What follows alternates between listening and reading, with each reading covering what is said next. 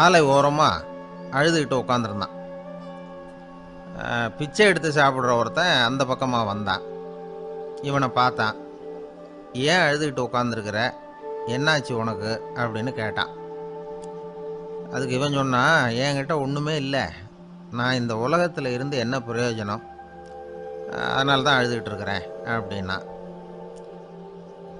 உன்கிட்ட மறைஞ்சிருக்கிற புதையல் என் கண்ணுக்கு நல்லா தெரியுது, அது உனக்கு புரியல, அதனால தான் அழுதுகிட்டு இருக்கிற அப்படின்னா. என்னது புதையல் இருக்குதா, உன் கண்ணுக்கு தெரியுதா அப்படின்னு கேட்டான். ஆமாம், எனக்கு தெரியுது. அந்த புதையலை நீ விற்கிறதுக்கு தயாராக இருக்கிறியா அப்படின்னு கேட்டான் இவன். இதை கேட்டதும் அந்த இளைஞனுக்கு ரொம்ப ஆச்சரியமாக போச்சு.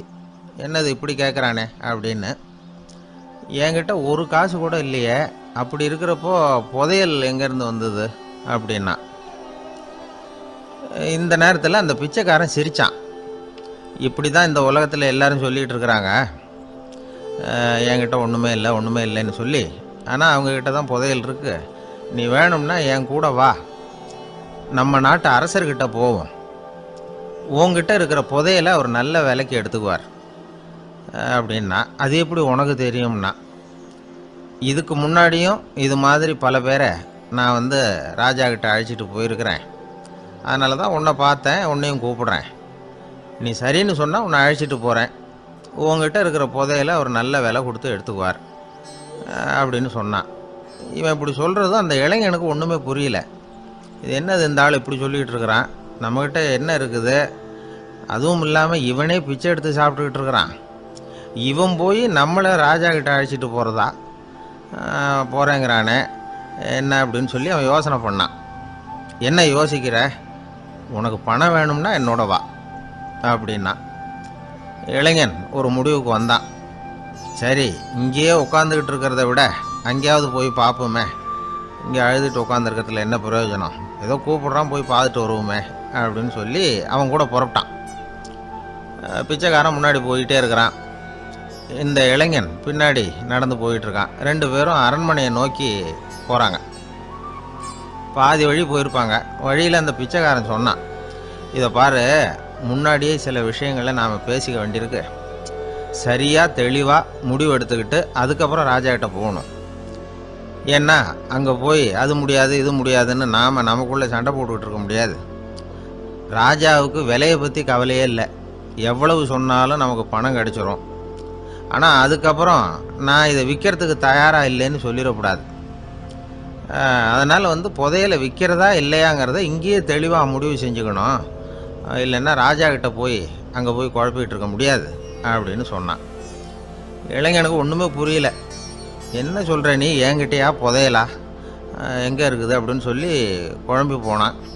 இப்போ அந்த பிச்சைக்காரன் சொன்னான், இதை பாரு, இப்போ உதாரணத்துக்கு உன்னுடைய கண்களை எடுத்துக்கோ, அதுக்கு நீ என்ன விலை கேட்டுற போகிற, நான் அதுக்கு ராஜா கிட்டே இருந்து ஒரு 50,000 ரூபா வாங்கி தர முடியும். உன்னுடைய இருதயத்தை கொடுக்குறியா, 20 லட்சம் ரூபா வாங்கி தரேன். மூளையை கொடுக்குறியா, 30 லட்சம் வாங்கி தரேன். என்ன சொல்கிற அப்படின்னு சொல்லி இந்த பிச்சைக்காரன் பேசிக்கிட்டே போகிறான். இளைஞனுக்கு கோபம் வந்துட்டுது. என்ன உளர்ற, உனக்கு என்ன பைத்தியமா, கண்ணையும் மூளையையும் இருதயத்தையுமா விற்பாங்க, என்ன விலை கொடுத்தாலும் அதையெல்லாம் நான் விற்கிறதுக்கு தயாராக இல்லை, நான் விற்க மாட்டேன், அதை கொடுத்துட்டு நான் என்ன பண்ணுறது, இப்படி நான் மட்டும் இல்லை யாருமே இதை விற்கிறதுக்கு தயாராக இருக்க மாட்டாங்க அப்படின்னு சொன்னான் அந்த இளைஞன். இவன் இப்படி சொன்னதும் அந்த பிச்சைக்காரன் வாய் விட்டு சிரிக்க ஆரம்பிச்சுட்டான். இப்போ பைத்தியமானது நானா நீயா, லட்சக்கணக்கான கோடிக்கணக்கான ரூபாய் பொறுமானம் உள்ள பொருள்களை உங்ககிட்டயே வச்சுக்கிட்டு விற்க முடியாதுன்னு சொல்கிற நீ தான் ஏழை, என்கிட்ட ஒன்றுமே இல்லைன்னு மரத்தடியில் உட்காந்து அழுதுகிட்டு இருக்கிறியே அப்படின்னு சொன்னான்.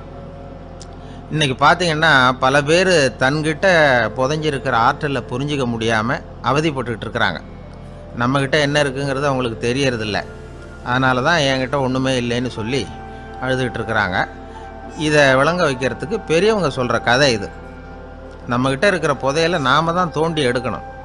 உண்மையான புதையலுங்கிறது உள்ளே இருக்குது, ஆனால் அதை வெளியில் தேடுற ஆசாமிகள் தான் அதிகம். சராசரி மனித இயல்பு அப்படி. நம்மக்கிட்ட விலை மதிக்க முடியாத பகுத்தறிவு இருக்குது, அதை வச்சுக்கிட்டு வாழ்க்கையில் முன்னேறத்துக்கு முயற்சி பண்ணணும். என்கிட்ட ஒன்றுமே இல்லைன்னு நினச்சி ஓரமாக உட்காந்துடக்கூடாது. முயற்சி செஞ்சால் முடியாத காரியம் எதுவுமே இல்லை. ஒரு ரயில்வே ஸ்டேஷன் பக்கம் வெளியில் ஒரு டாக்ஸி நின்றுக்கிட்டு இருந்தது. அந்த பக்கமாக ஒருத்தர் டாக்ஸி டிரைவரை பார்த்து சொன்னார், ஐயா உங்கள் வண்டியில் பின் சீட்டில் ஒரு மணி பர்ஸு கிடக்கு, யாரோ மறந்து விட்டுட்டு போயிருக்கிறாங்க அப்படின்னாரு. இல்லை இல்லை, அது காலி பர்ஸு தான், நான் தான் அதை அங்கே போட்டு வச்சுருக்கிறேன்னார் டிரைவர். ஏன்னு கேட்டார் அவர். இதுக்கு டிரைவர் சொன்னார், அதை பார்க்குற யாராவது அதை எடுத்துக்கலாம்ங்கிற ஆசையிலையாவது சவாரிக்கு வருவாங்க, அதுக்காக தான் போட்டு வச்சுருக்கிறேன் அப்படின்னார்.